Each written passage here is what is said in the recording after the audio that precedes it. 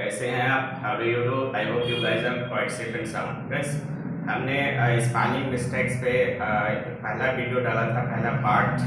आज डालने जा रहे हैं दूसरा पार्ट। तो गाइस, अगर इस वीडियो को देखोगे तो आप जो स्पेलिंग मिस्टेक्स करते हो वो स्पेलिंग मिस्टेक आपसे कभी नहीं होगा। बट शर्त यह है कि आप इस वीडियो को बगैर स्किप किए हुए आप इस वीडियो को एंड तक देखिए।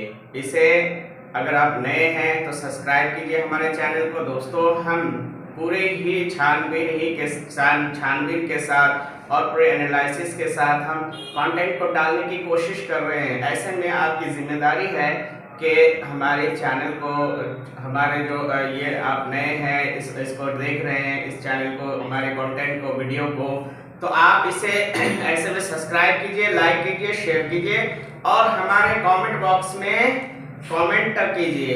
ओके, तो दोस्तों आज सीखेंगे स्पेलिंग के जो कॉमन मिस्टेक्स है और हमने इस वीडियो में पूरे कवर अप करने की कोशिश की, क्योंकि पहले वीडियो में मैं आपको बता चुका हूं कि स्पेलिंग मिस्टेक्स में कौन कौन सी गलतियां होती है, क्यों होती है, आपसे गलतियां स्पेलिंग मिस्टेक्स में क्यों हो रही है और आप कैसे इस स्पेलिंग मिस्टेक में गलतियां नहीं करेंगे। इस सिलसिले में हमने आपको जो वीडियो का दूसरा पार्ट है, स्पेलिंग मिस्टेक्स के टॉपिक में जो दूसरा पार्ट है, आज हम आपको पढ़ाने जा रहे हैं। तो चलिए शुरू करते हैं। Guys, spelling mistakes part 2। सबसे पहला है सी। अगर सी की साउंड सी आ रही है तो बहुत सारे लोग कंफ्यूज रहते हैं कि सी के बाद आई ई लिखे या सी के बाद ई आई लिखे। तो कंफर्म हो जाइए, बी कंफर्म्ड कि अगर सी की साउंड अगर सी ही है तो फिर उसके बाद ई आई ही आएगा, आई ई कभी नहीं आएगा। इस सिलसिले में कंफर्म रहो, श्योर। ठीक, तो C प्लस ई आई, जब C की साउंड C हो, जैसे डिसिट, ओके, रिसीव, परसीव, कॉन्सीव। इसमें देखो 4 एग्जांपल मैंने दिए हैं, 4 वर्ड्स यहाँ पे आपको बताया। देखो C की साउंड क्या है? C है, इसलिए इसके बाद जो आपको स्पेलिंग मिस्टेक्स में कंफ्यूजन हो रहा था कि सी के बाद आया आई ई लिखे या ई आई लिखे, तो इसमें आपको कंफर्म हो जाना चाहिए कि सी के बाद आप क्या लिखोगे? ई आई लिखोगे। क्या बताया मैंने? पहला रूल क्या है कि अगर सी की साउंड सी आ रही है तो उसके बाद आई ई कभी नहीं आएगा, ई आई आएगा। ठीक, तो डिसिट, रिसीव, परसीव, कॉन्सीव। अब आइए सी, जब सी के अलावा कोई दूसरे लेटर्स हो, ठीक, सी नहीं आ रहा है, कोई दूसरा लेटर आ रहा है, तो उस वक्त क्या हो जाएगा? उस वक्त क्या होगा? साउंड आई ई। ठीक है, जैसे आप फील्ड।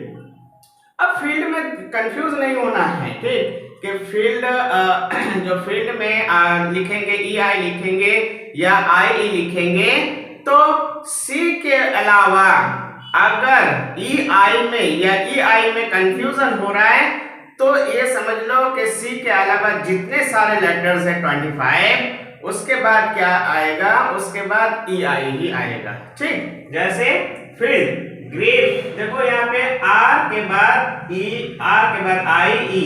ठीक, रिलीव, देखो एल के बाद आई ई क्योंकि सी के अलावा है। अचीव, देखो एच के बाद आई ई क्योंकि ये सी के अलावा है, सी इससे पहले आ रहा है। ठीक, बिलीव, देखो एल आई ई, ठीक, क्योंकि ये सी के अलावा है। तो समझ में आ गई बात? चलते हैं तीसरे पॉइंट की तरफ। तीसरा पॉइंट ये है कि सफिक्स फुल, जब फुल को F U L L L यानी डबल एल, तो जब डबल एल को सफिक्स के तौर पर प्रयोग करते हैं तो एक एल हट जाता है। क्या मतलब? कि अगर एफ यू डबल एल है, एफ यू एल एल, तो क्या होगा?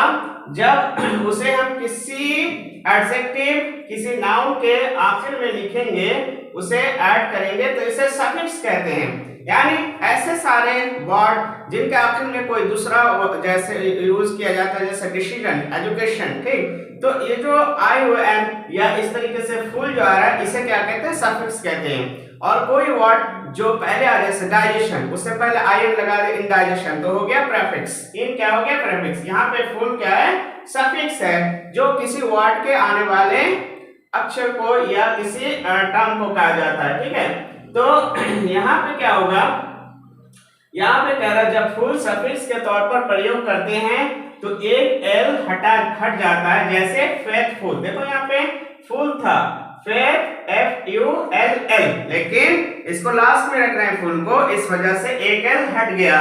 ग्रेटफुल यहाँ पे डबल एल था, एक एल हट गया। मीनिंगफुल यहाँ पे एक एल हट गया। ठीक, अब आते हैं यहाँ पे उसी का एक पार्ट है चौथा। क्या कह रहा है कि अगर फुल सफिक्स है और उससे पहले कोई ऐसी एडजेक्टिव या कोई ऐसा वर्ड है जिसमें y लगा हुआ है, तो क्या होगा, y को I में बदल देंगे, उसके बाद फुल जोड़ेंगे। जैसे ब्यूटी, ब्यूटी में देखो TY, तो y लगा हुआ है, तो y को सबसे पहले क्या करना है I में चेंज करना है, उसके बाद फुल लगाना है। जैसे ब्यूटीफुल हो गया ब्यूटीफुल, y नहीं आ रहा, y की जगह क्या आएगा I, और जो फुल है उसमें तो ये हटेगा ही हटेगा, वो कंफर्म है। पहले ग्रामर में पहले आपने पढ़ लिया, पहला कंसेप्ट आपने क्लियर कर लिया। दूसरा कंसेप्ट क्या है कि फुल से पहले कोई ऐसी एडजेक्टिव या वर्ड y से खत्म हो रहा है, तो उस y को क्या करेंगे I में बदलेंगे, फिर फुल जोड़ेंगे। जैसे ड्यूटी ब्यूटीफुल। आगे आते हैं पांचवें पॉइंट पे। पांचवा पॉइंट क्या कह रहा है, यहाँ पे अगर हमें V4 बनाना है, V4 का मतलब क्या हुआ, ING जोड़ना है। तो ING जब जोड़ेंगे तो कैसे, अगर कोई वर्ड ऐसा है जो ई से खत्म हो रहा है, तो जब उसका हम V4 बनाएंगे यानी जेरंड ING वाला फॉर्म बनाएंगे, तो कैसे बनाएंगे, सबसे पहले उस ई को हटा देंगे। तो इसलिए मैंने लिखा E plus V4 is equal to E हट जाता है। तो अगर E प्लस V4 है तो सबसे पहले E को हटा देना है। जैसे एब्यूज एब्यूजिंग, यहाँ पे E को नहीं रखना है, use using, make making. Okay, समझ में आ गए। ऐसे सारे वर्ब जैसे मूव मूविंग, तो आपको जब देखो कि लास्ट में ये आ रहा है, उसका V4 बनाना है आपको, ठीक है, उसमें ING जोड़ना है, तो सबसे पहले E को हटाना है।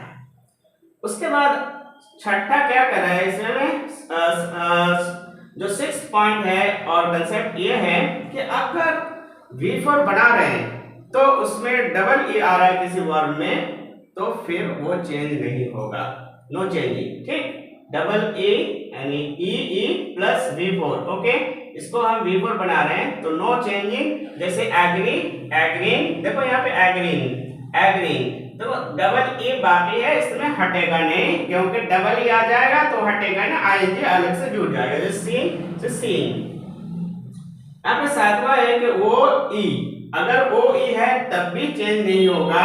जैसे शू शू शोइंग, ओके शोइंग शोइंग, ये नहीं हट रहा है, ओ ई, देखो इससे पहले ओ है, तो इसका कंसेप्ट ये है कि अगर ओ ई है तो उसका V4 बनाना है तो वो नहीं हटेगा। जैसे इसकी एग्जांपल शो शोइंग। ओके, उसके बाद है कि वाई हो तब भी नहीं हटेगा, नो चेंजिंग। जैसे आई से क्या है आई, देखो ई बाकी है, क्योंकि ग्रामर क्या है, कंसेप्ट क्या है, वाई हो तो ING जोड़ देना अलग से।